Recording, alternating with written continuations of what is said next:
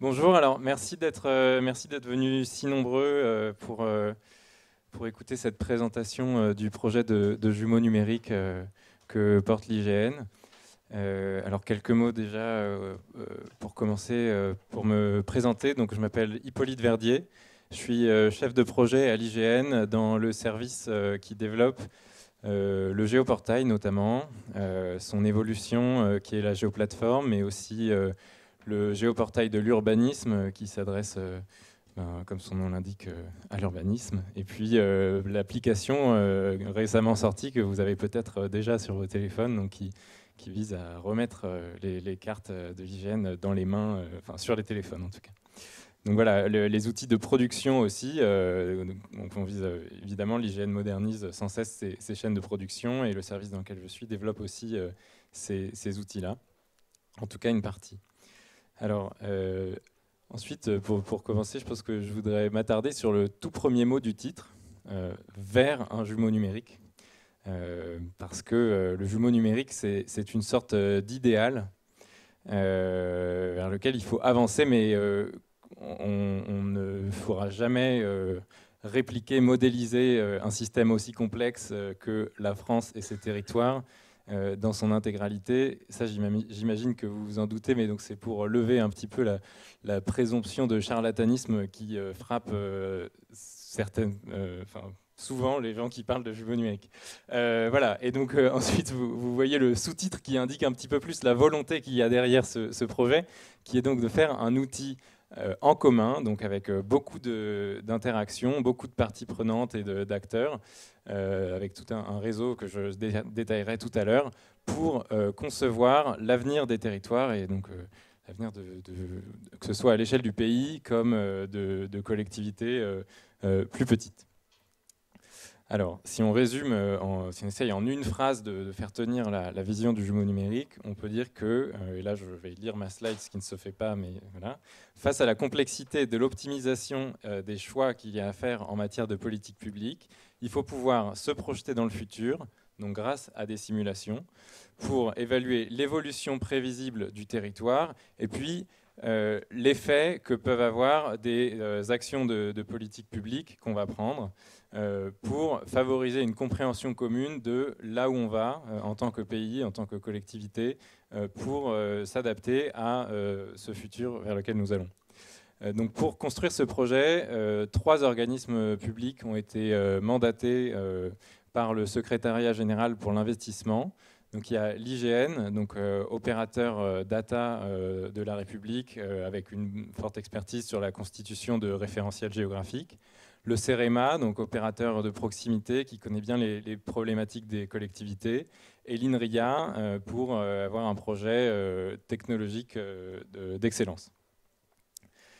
Donc quel est le contexte un petit peu dans lequel s'inscrit ce projet, en tout cas pour les politiques publiques? Vous n'êtes pas sans savoir que le climat se réchauffe et que ce changement rapide de nos conditions climatiques nous oblige à nous transformer. Ça met les décideurs politiques devant quelques difficultés que j'ai tenté de lister ici, ou au moins d'en rassembler certaines.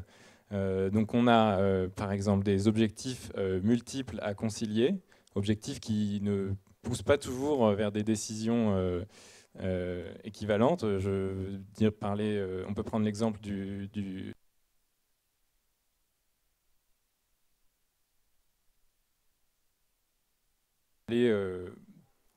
qui ne peut pas forcément vouloir encourager le développement d'infrastructures de transport, par exemple, qui vont artificialiser de nouvelles surfaces, ou le déploiement d'ENR, qui, elles aussi, vont artificialiser de nouvelles surfaces. Et donc, quand on est décideur public, il faut savoir peser pour garder ses objectifs en tête et prendre des décisions qui allient les deux. Ensuite, il y a la territorialisation d'objectifs nationaux pour prendre en compte les spécificités de chacun des territoires et puis savoir suivre l'avancée, la réalisation des objectifs fixés à grande échelle et puis faire remonter aussi vers l'État central les spécificités des territoires. Il y a une réglementation qui peut être difficile à appréhender et donc autour de laquelle il y a évidemment beaucoup de communication à faire, que ce soit pour le grand public comme pour les élus. Et voilà, pour qu'on sache mieux pourquoi les décisions sont prises. Donc, j'ai d'ailleurs cherché en bas de cette slide à vous faire un petit peu une carte simplifiée des différentes personnes qui sont en interaction avec le jumeau numérique, enfin qui seront en interaction avec ce jumeau. Donc, il y a d'un côté les citoyens, les associations, les élus qui les représentent, l'État et les experts, donc les personnes qui ont la connaissance des phénomènes naturels qu'on va chercher à modéliser et qui vont pouvoir aider à savoir ce qui se passera plus tard. Un enjeu de politique publique, bien sûr, c'est de garder un débat démocratique de qualité. Donc pour ça, il y a le besoin de partager une même connaissance, en tout cas une même image de la situation. Pour qu'on puisse débattre sur des bases saines. Il faut aussi savoir concilier à la fois l'urgence de l'action et en même temps le temps long, parce que ce sont des décisions qui ont des conséquences sur des décennies en général en matière d'aménagement. Ça demande de savoir anticiper donc, des choses qu'on ne voit pas encore, mais qui sont à venir d'après toutes les prédictions.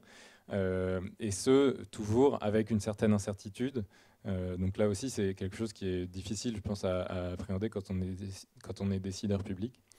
Et puis, et ça, l'actualité nous le rappelle, l'optimisation de la dépense. Donc, c'est aussi un facteur évidemment très important. Donc, trois exemples de problématiques auxquelles on imagine que le jumeau numérique pourrait aider.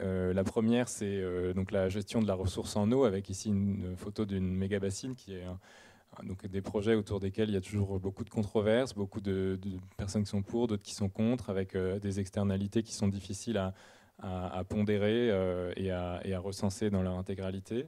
Il y a le recul du trait de côte, donc qui est aussi un phénomène sur un temps long, aux conséquences potentiellement très importantes, mais voilà, pareil, il n'est pas évident de dire c'est aujourd'hui qu'il faut que je fasse quelque chose, et puis jusqu'où est-ce que ça ira, c'est une question à laquelle il est difficile de répondre. Qu'est-ce que je peux faire pour enrayer ce recul? Et enfin, et ça je vous en parlerai un peu plus en détail tout à l'heure, mais l'adaptation des forêts au réchauffement, donc forêts qui subissent de plein fouet ces nouvelles conditions climatiques. Donc le contexte, au-delà des nouvelles difficultés auxquelles font face les décideurs publics, il y a quelques facteurs qui font que c'est le moment opportun de lancer un jumeau numérique. Donc on a de très nombreuses initiatives d'ouverture de données, avec des entrepôts qui sont soit territoriaux, soit thématiques, ou des portails de données ouvertes. Des données qui tendent à être de plus en plus précises, de plus en plus récentes. Donc vous savez, les campagnes récentes qu'a mené l'IGN, notamment pour le LIDAR HD, ou l'intégration petit à petit de données satellites. Ensuite, il y a beaucoup d'initiatives aussi qui visent à mettre en commun et à partager des standards. Donc, on peut parler de l'initiative Open and Agile Smart Cities à l'échelle européenne, les standards d'interopérabilité minimaux, le CNIJ qui mène aussi beaucoup de travaux de standardisation et qui a d'ailleurs un groupe de travail auquel nous participons sur les jumeaux numériques, Mind qui essaie de faire le pont entre le BIM et le monde du SIG, une initiative européenne là-dessus, Gaia X pour le partage de données. Voilà, il y a beaucoup de nouveaux protocoles, on va dire, qui se mettent en place et dont il faut bénéficier. Et puis, technologiquement parlant, on a un certain nombre de composants qui commencent à atteindre des niveaux de maturité satisfaisants pour qu'on puisse imaginer les voir vraiment en production. Donc, on a à la fois les modèles de simulation, donc la modélisation des phénomènes sociaux et naturels qui vont intéresser les décideurs publics. On a aussi des technologies de visualisation, que ce soit en réalité virtuelle ou alors grâce à de l'IA générative, et ça j'en parlerai un petit peu plus tard, ou bien le mix technologique pour savoir tirer parti au maximum des données les plus récentes et les plus précises dont on dispose. Donc le mix technologique en particulier, c'est un axe de travail aussi important pour l'IGN, et donc qui bénéficiera bien évidemment aux jumeaux numériques. Donc pour que toutes ces choses-là profitent, on veut par ce projet de jumeau numérique mutualiser. Donc mutualiser pourquoi? Pour partager et réduire les coûts de développement, donc qu'ils soient répartis entre toutes les personnes qui bénéficieront ensuite de ces outils-là. Pour consolider aussi la qualité, avec cette idée donc, qui est aussi, par exemple, une idée des projets open source, c'est que plus il y a de contributeurs, plus il y a de tests et plus l'outil à la fin est solide. Et puis aussi pour désiloter, avec cette idée que si plusieurs outils sur des thématiques différentes utilisent des composants logiciels en commun, on va naturellement aller vers une prise en compte des différents aspects qui aujourd'hui sont traités par des acteurs différents ou des responsables différents. On peut penser par exemple au déploiement des énergies renouvelables et à la protection de la biodiversité qui ne sont pas forcément pris en charge par les mêmes directions d'administration centrale déjà, et puis même les mêmes services dans les collectivités. Et si ces services-là utilisent un même outil, ça permettra plus facilement d'aller vers de la conciliation. Et puis mutualiser aussi pour permettre le développement d'une filière économique et faciliter l'arrivée de nouveaux acteurs pour proposer des outils d'aide à la décision sur la base de ce qu'on va construire. Donc, ce qu'on veut faire, en résumé, c'est montrer le passé, le présent et les futurs possibles du territoire. Donc, pour ça, ça veut dire rassembler des données géolocalisées, que ce soit des données de l'IGN ou des données d'autres producteurs, que ce soit des données ouvertes ou des données fermées, privées. On veut pouvoir visualiser ces données parce qu'il y a un aspect important de pouvoir montrer pour convaincre, de pouvoir s'approprier cette réalité, ce futur qu'on prévoit. Et puis, il faut bien sûr savoir simuler, savoir modéliser les phénomènes naturels et sociaux auxquels on s'intéresse. Donc c'est pour ça qu'on considère que le jumeau numérique est une réplique virtuelle et dynamique. Et le côté dynamique ici est très important du territoire pour savoir pour que ce soit un outil qui nous aide à choisir vers quel futur on veut aller pour l'aménagement du territoire. Donc il était quand même temps de vous montrer quelques images de 3D, parce que la 3D est un élément qui est souvent cité quand on parle de jumeaux numériques, même si j'espère vous avoir convaincu avec ces 10 minutes d'introduction avant d'arriver à la 3D que le jumeau numérique, ce n'était pas seulement de la 3D, même si la 3D est un élément important. Donc ici, vous voyez sur cette vidéo donc, le château de Versailles et ses alentours, avec un maillage 3D, c'est-à-dire un tissu étanche. Et pourquoi c'est important d'avoir un tissu étanche pour faire des simulations? Parce que comme ça, par exemple, les fluides peuvent s'y écouler et ça permet de faire des simulations d'inondation, des simulations d'îlots de chaleur. Voilà. Et donc là, ça c'est une technologie qui a été développée par un laboratoire de l'IGN, le LASTIG, et qui va permettre de valoriser les acquisitions LIDAR HD que l'IGN est en train de terminer pour faire des simulations d'hydrodynamique et donc d'inondations, crues, îlots de chaleur, diffusion de polluants sur l'ensemble du territoire.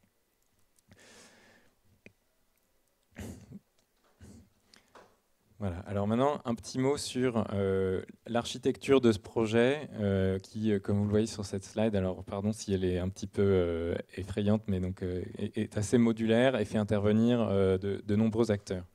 Donc, on a d'un côté, à l'extrême gauche, donc des fournisseurs de données qui peuvent être soit des entreprises, soit des plateformes de données publiques territoriales, qui incluent la valorisation d'acquisitions locales, que des villes, des métropoles peuvent avoir fait réaliser, qui inclut donc le branchement à des flux de capteurs IoT, mais aussi l'édition collaborative. Tout ça va venir nourrir, si on tente de le délimiter, ce qui est le jumeau numérique de la France et de ses territoires. Donc, que contient ce jumeau numérique? Il contient un certain nombre de modélisations et de simulations donc pour décrire les systèmes auxquels on s'intéresse. Il contient un effort de recherche continu avec l'intégration de verrous technologiques qui sont levés au fil de l'eau. Et puis, sa brique principale, donc, qui est maintenue et développée par un consortium d'acteurs à la fois privés et publics, c'est un socle commun ouvert, donc open source, donc qui contient des services, des fonctionnalités de base de manipulation et d'interrogation de données, de diffusion, etc., qui contient, comme je le disais tout à l'heure, à la fois les données IGN, mais les données d'autres partenaires, donc sans répliquer les données, mais en cherchant à se connecter aux entrepôts de données externes. Et puis, il y a cette volonté aussi, donc je parlais tout à l'heure de filière économique, mais de permettre de brancher un peu comme un App Store, hein, si vous voulez, des services du jumeau numérique avec des services à valeur ajoutée et un côté place de marché pour que des entreprises puissent faire reposer puissent se servir du jumeau numérique comme voilà, pour gagner des clients et toucher un public plus large. Et donc, ces entreprises, qu'est-ce qu'elles vont proposer? Elles vont proposer des applications métiers et ou thématiques. Donc, ce sont des interfaces homme-machine. Voilà, quand on parle ici d'applications, ce sont vraiment des services web euh, classiques qui, elles, vont être développées soit par nous, soit par des entreprises de façon de plus en plus autonome au fur et à mesure du projet, au fur et à mesure que tout ça montera en maturité. Et notamment pour parler un petit peu de chronologie, les deux colonnes, donc les applications métiers thématiques et puis le socle, seront développées concomitamment pour que l'une serve l'autre et que le socle mutualise le plus possible ce qu'il y a à être mutualisé, ce qui peut être mutualisé entre deux applications métiers. Et puis enfin, les bénéficiaires en haut à droite, donc, sont les clients et les utilisateurs. Donc là, j'ai parlé du large de la variété de personnes qui peuvent être intéressées par le jumeau, que ce soit l'État, des collectivités, le grand public, des bureaux d'études. Et puis en dessous, les développeurs, donc, comme je l'ai dit, ce socle est d'open source et donc il vise à motiver des contributions de la part de la communauté open source comme d'entreprises qui vont aller enrichir la place de marché qui contient des applications. Donc les cas d'usage qu'on envisage, donc, qui sont bien sûr tirés par notre tutelle et notre domaine de compétences naturelles qui sont donc la transition écologique avec donc l'aménagement urbain. Je parlais par exemple des phénomènes d'îlots de chaleur, la planification écologique, la forêt, et je vous en dire un petit mot si j'ai le temps, la gestion de la ressource en eau, des risques. Voilà, c'est des choses qu'on est en train de préciser.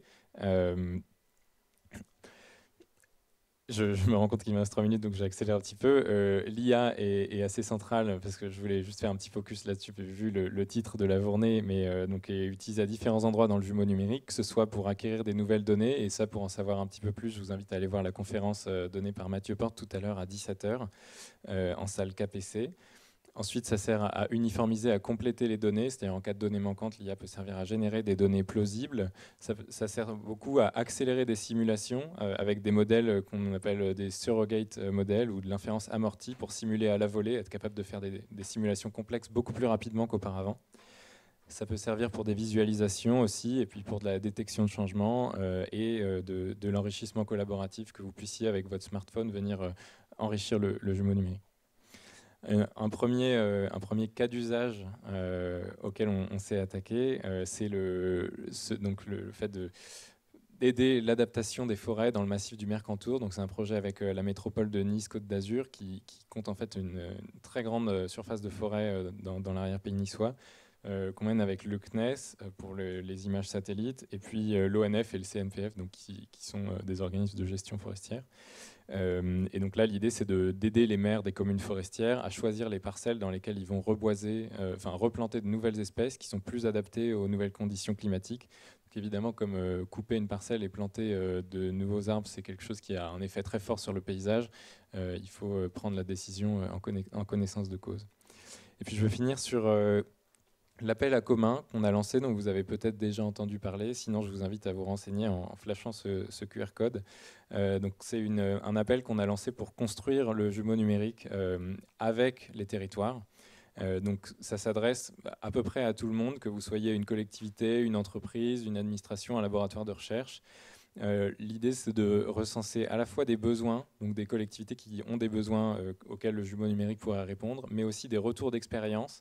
Si vous avez déjà travaillé avec un jumeau numérique et que vous avez remarqué telle ou telle limite ou tel modèle de gouvernance du jumeau, de ces données, ça nous intéresse. Et puis des porteurs de solutions, si vous êtes une entreprise qui dispose d'une solution qui pourrait servir à faire de l'aide à la décision ou à agréger tel type de données, ça nous intéresse aussi. L'idée derrière ça, c'est de fédérer un écosystème, de rassembler des gens qui ont des intérêts communs autour du jumeau, voilà, pour ne pas faire ça tout seul. Donc c'est ouvert jusqu'à la fin du mois. Je vous invite à y répondre, c'est rapide, c'est pas engageant, vous inquiétez pas, on n'ira pas vous demander de compte si vous avez répondu à l'appel à commun.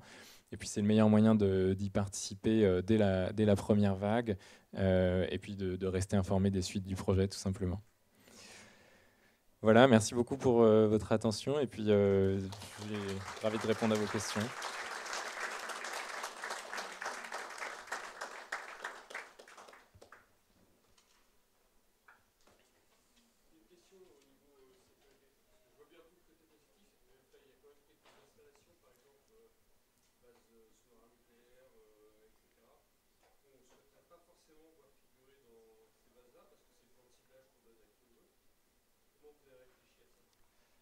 Alors, on a eu des interactions avec le secrétariat général à la Défense et à la Sécurité nationale qui se soucie de ce sujet-là. Et donc, si le jumeau est utilisé à des fins de défense, il sera vraisemblablement répliqué sur un réseau sécurisé.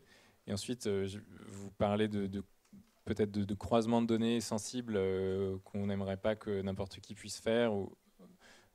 Les plans des bases de sous-marins, de toute façon, je pense que ce n'est pas en open data et on n'a pas l'intention de les rendre ouverts avec le jumeau numérique, mais il peut y avoir la question de si on met les réseaux d'alimentation en gaz et que n'importe qui y a facilement accès, ça devient dangereux. Donc c'est pour ça que je parlais de la possibilité d'avoir des données privées et des données publiques, c'est pour ne pas tout montrer à tout le monde. En tout cas, on a bien conscience de l'enjeu cyber et on prend bien en compte. Après, il y a aussi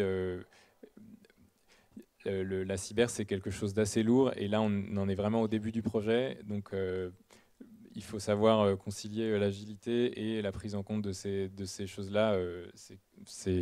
Voilà, c'est difficile d'être très, très sécurisé dès le début, je pense. Mais c'est quelque chose dont on est bien conscient et dont nos financeurs, surtout, sont très conscients. Oui.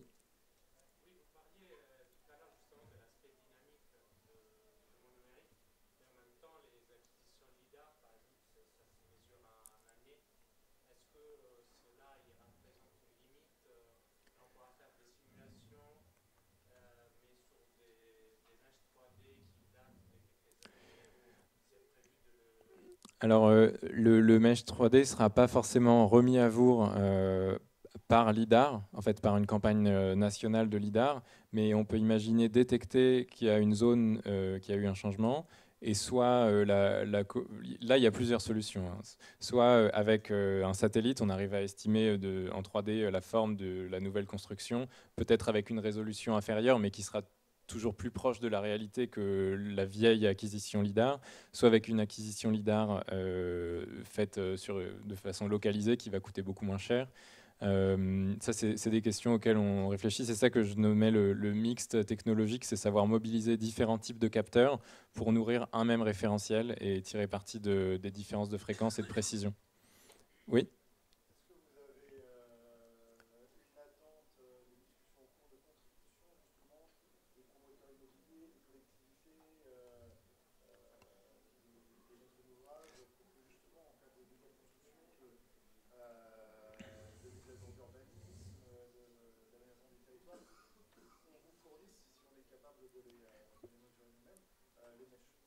Alors on a discuté notamment avec la ville d'Angers, qui est une des villes qui a le plus investi sur des technologies du jumeau numérique, et eux commencent à considérer que la fourniture par le maître d'œuvre de maquettes BIM prêtes à être intégrées dans une maquette 3D de leur ville commence à devenir un critère de choix en fait.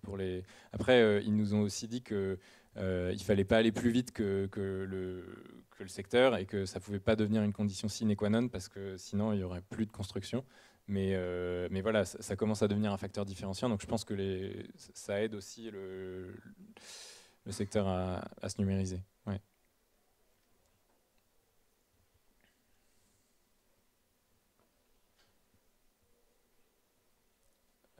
Oui, monsieur, avec les lunettes.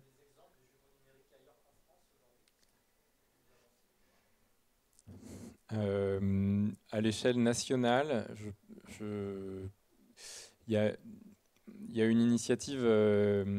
Donc, je pense qu'il y a un jumeau numérique de type maquette 3D, parce que chacun met un petit peu des choses différentes parfois derrière ce mot-là. Mais maquette 3D, oui, aux Pays-Bas, qui est mise à jour assez régulièrement. Et après, il y a eu des initiatives, mais un petit peu plus sectorielles.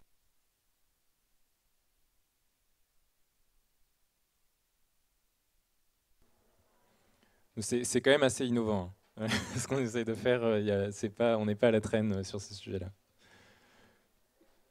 Oui.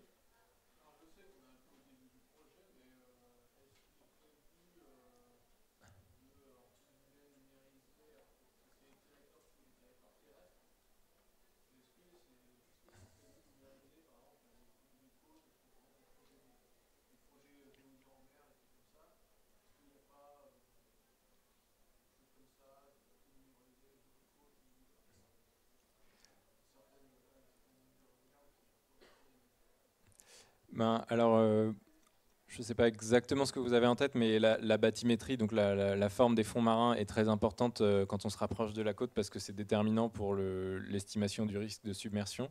Donc ça, il y a déjà des cartographies qui existent, un partenariat qu'on a avec le CHOM, où il y a du lidar sous-marin en fait. Euh,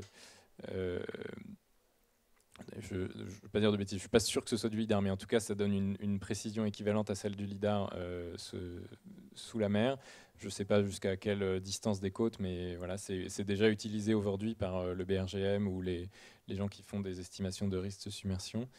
Après, il y a des projets qui sont plus sur l'échelle planétaire, comme Destination Earth, donc c'est un jumeau numérique de la Terre, où là, ils vont adresser des problématiques vraiment climatiques.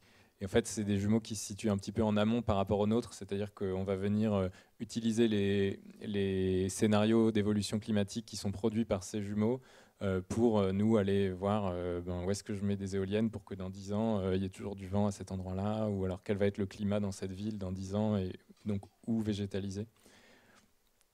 Hum.